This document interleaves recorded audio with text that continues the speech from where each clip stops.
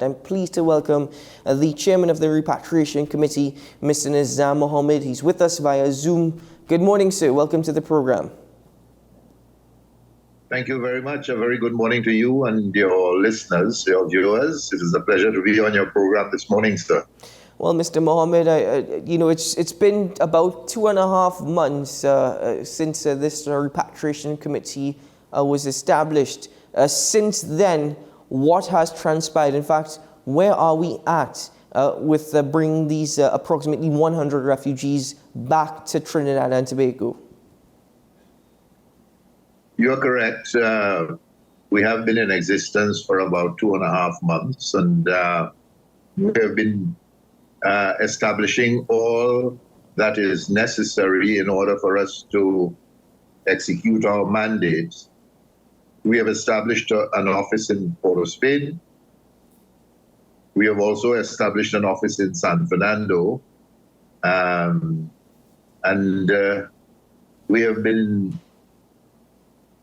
assiduously pursuing information that we require in order to compile sufficient data to arrive at conclusions as to how this operation will actually be designed for us to bring home our people who are stranded in the Middle East. The challenges, I must tell you from the very outset, the challenges are numerous, too many to mention. But we have been pursuing relentlessly, and we have been gaining some success. Some people feel we are a bit too slow, but when you understand that we have to rely on government ministries and the arms of these ministries for a number of things in order to assist us in establishing a network for operation, you will appreciate that we can only go as fast as the slowest arm of the public service with the various ministries. But in spite of that, we have been making some headway.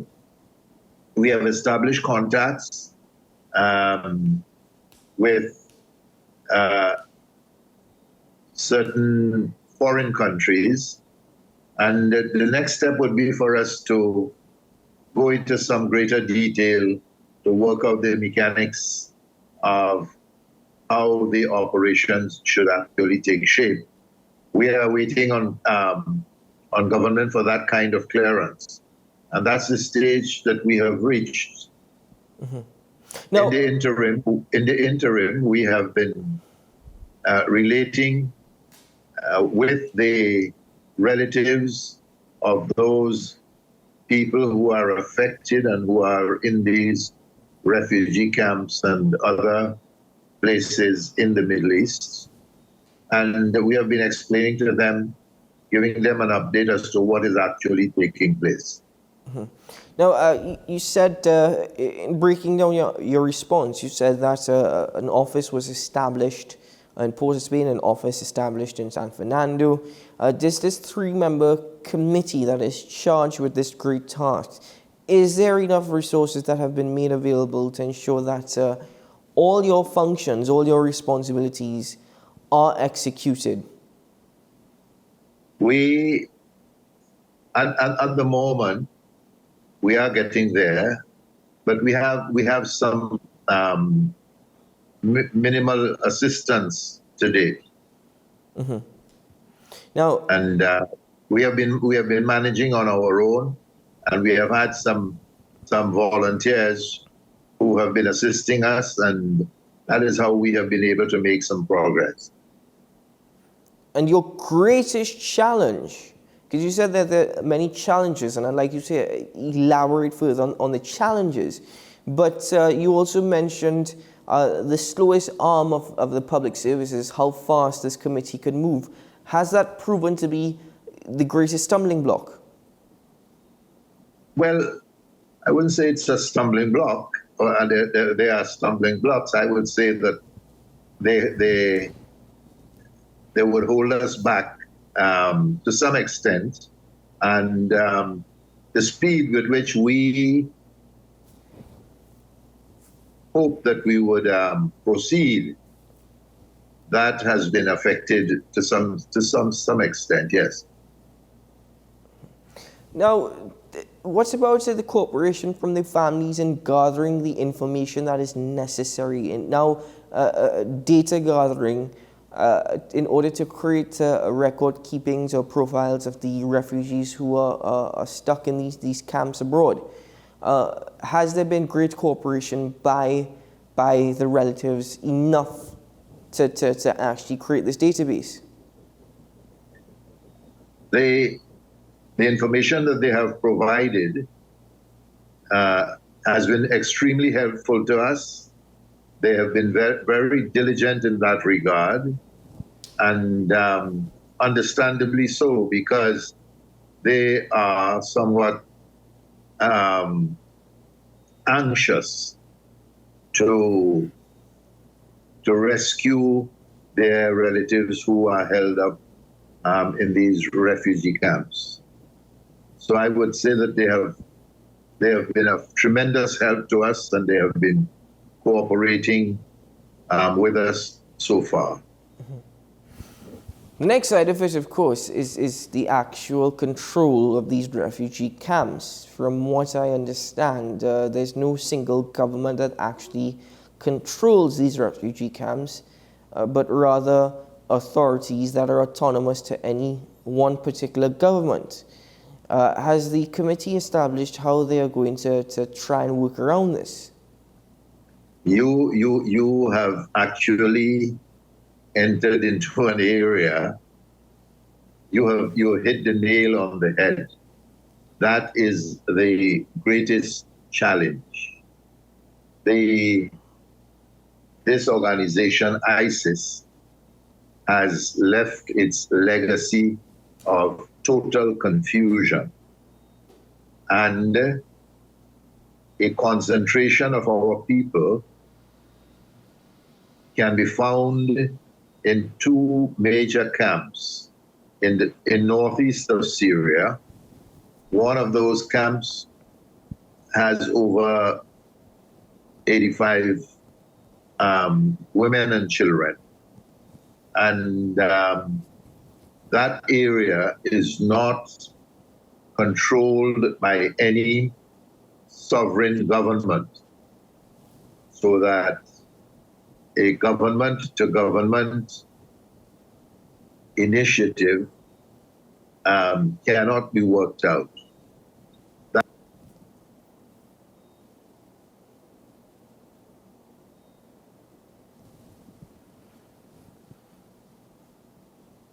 All right, I think we've lost Mr. Mohammed. If you can, sorry to interrupt you, sir. If you can hear me, your device froze. You're muted. You're still muted, sir.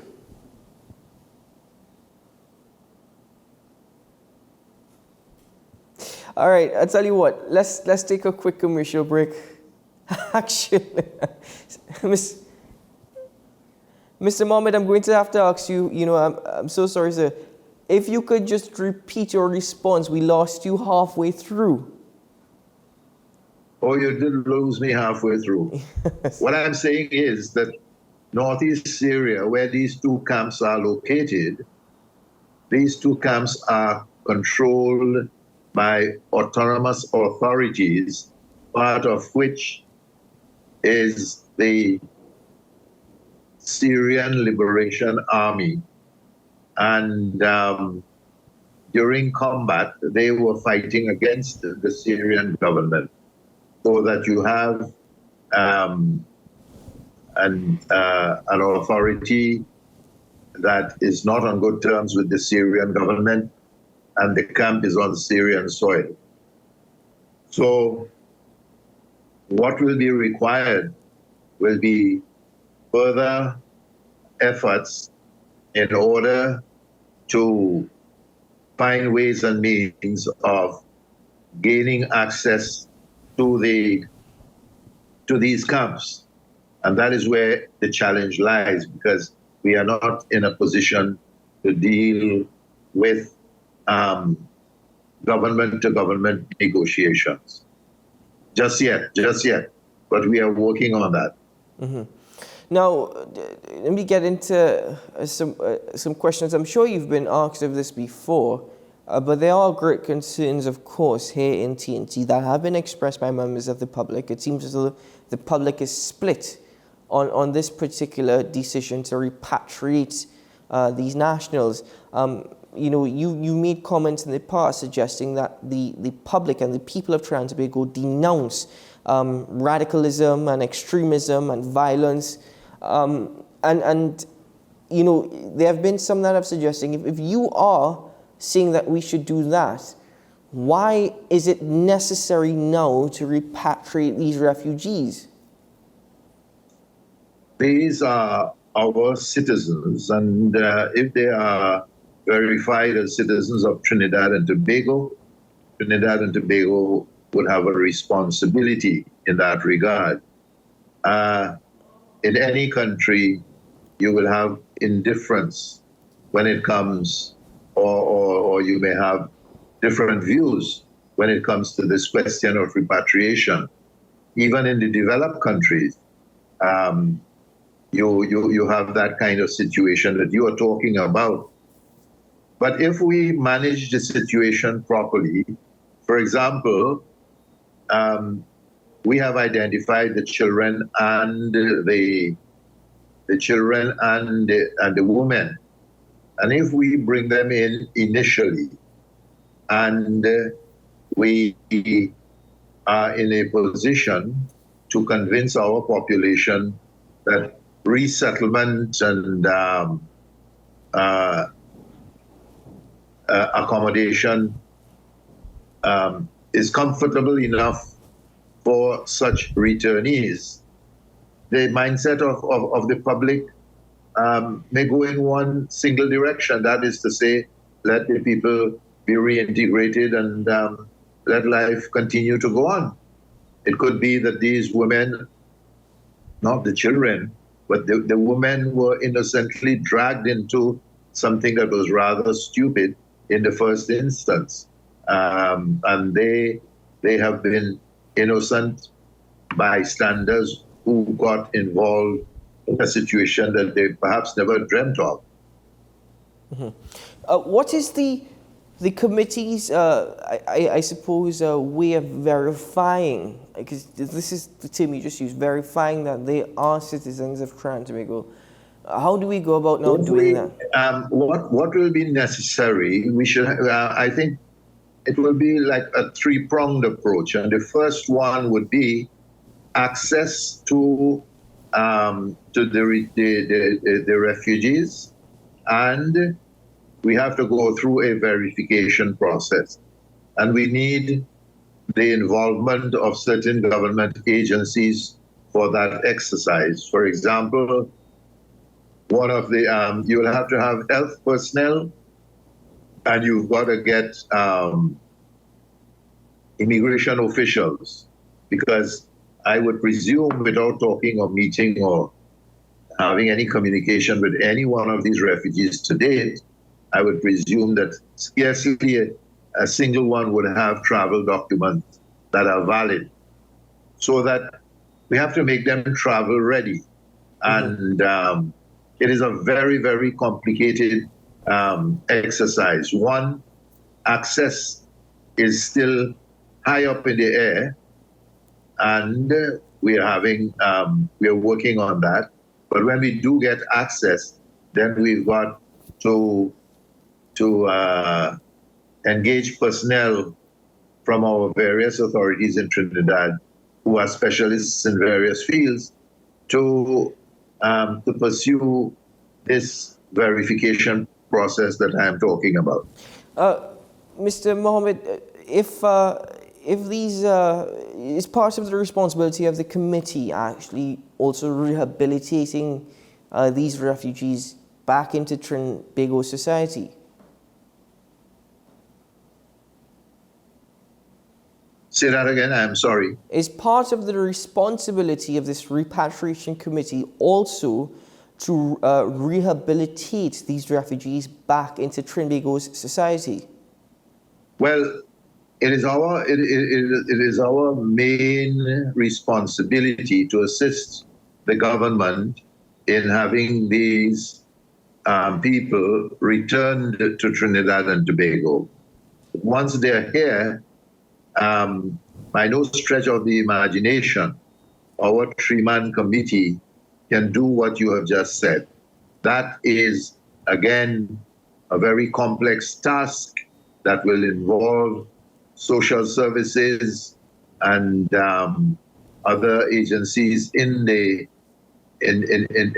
public service to ensure that people are detoxified if there is need for that, monitored and guided if necessary. This is why we say that we are in for a long haul with this exercise, and it is a very complex one at that. Has it been established who's actually going to pay or fund the travels of the refugees to return to Trinidad and Tobago if in the first place they funded their own way to get to ISIS camps? We've not gotten to that stage as yet. But it could be that some relatives might be willing to assist in funding if and when we get to that stage. Mm-hmm. And finally, Mr. Mohammed, given all the challenges that you also mentioned this morning, could you give an estimated timeline, if you were able to do so, of when the first tranche of citizens could return to TNT? If I will answer by asking a question. If my next step is to talk with with two foreign governments in the Middle East at the diplomatic level, and I have to go to Caracas or even somewhere in the Middle East to do so, I have to get clearance, and I have to be facilitated by the government to do so. And when you make such an application or such a request, these things take time. The public service bureaucracy, etc. And bearing that kind of situation in mind, you will understand how difficult it is to give a time frame. Mm-hmm. Certainly. Mr. Mohammed, I want to thank you very much for joining me this morning, for just giving us this update.